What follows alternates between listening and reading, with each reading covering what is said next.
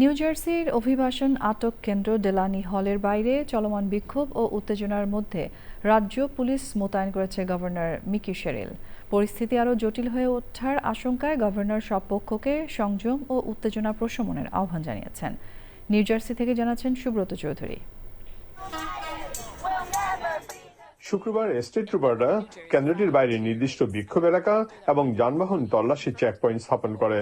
এক সংবাদ সম্মেলনে গভর্নর শেরিল বলেন, এলাকাটি অনিরাপদ হয়ে উঠেছে এবং পরিস্থিতি শান্ত করতে এখনই কার্যকর পদক্ষেপ নেওয়া জরুরি। Some of the hundreds of people being held, people who are fathers and mothers, sons and daughters, members of our communities, including people with no criminal charges against them and who are in this country legally.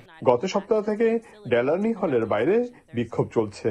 অভিবাসী অধিকার কর্মীদের দাবি, কেন্দ্রটিতে আটক ব্যক্তিরা নিম্নমানের জীবনযাপনের প্রতিবাদে অনশন শুরু করেছেন। বিক্ষোভকারীরা ভবনে প্রবেশ ও বের হওয়ার পথ অবরোধের চেষ্টা করলে আইন শৃঙ্খলা বাহিনীর সঙ্গে একাধিকবার উত্তেজনাপূর্ণ পরিস্থিতি সৃষ্টি হয়েছিল। তবে বিক্ষোভকারীদের মধ্যে মতভেদ দেখা গেছে।